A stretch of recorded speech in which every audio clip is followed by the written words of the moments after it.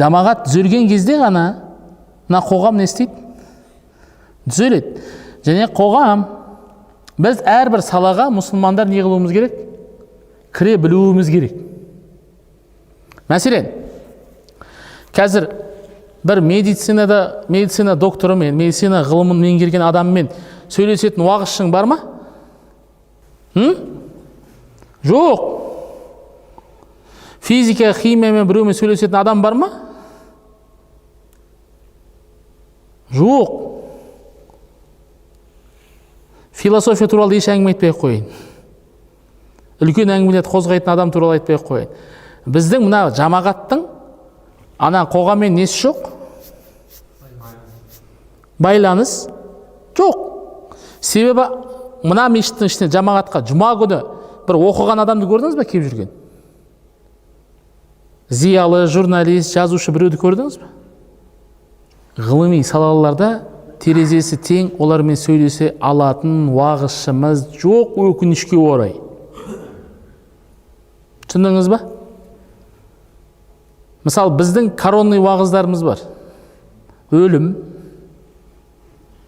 жәннат, тозақ, 4 қатын алу, садақа беру. Сонда бір 20 шақты тақырып бар, соны маңайында не істей береміз? Айналып кеп ұра береміз, сәл шығып былай қарай. Мысалы, бір мұсылман ақынның, мұсылмандықты бір үйренген ақынның басқа ақындарға қалай әсер ететінін білесіз ба? Сұмдық әсер етеді. Бір медиктің мұсылман болып қалған медиктерге қалай әсер еткендігін білесің ба? Сұмдық әсер етеді. Себебі ол олардың тілінде сөйлейді. Солардың тілімен түсіндіреді. Сен екеуміздің жағы уағыздарымыз ол жерде өтпейді. Өлім, жәннат, тозақ, 4 қатын деген әңгімелер өтпейді. Неге өтпейді? Себебі ол оған қызық емес. Ол айналысып жүрген шаруа емес.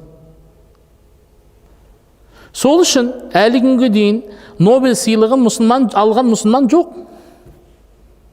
Біреулер айтуы мүмкін, ол жердің бәрі кәпірлер, ол бізге бермейді деп. Олай емес, жоқ ешкім. Рас па? Бір мұсылман мемлекетін шығар, айтыңызшы, машина шығаратын. BMW қай жердікі? Германиянікі, Мерседес, Ауди, Volkswagen, Toyota, Hyundai. Дым қалмады ғой, бәрі солардікі ғой.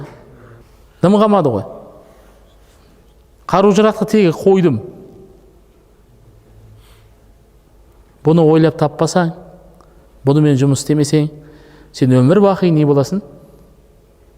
Сатып алушы боласың.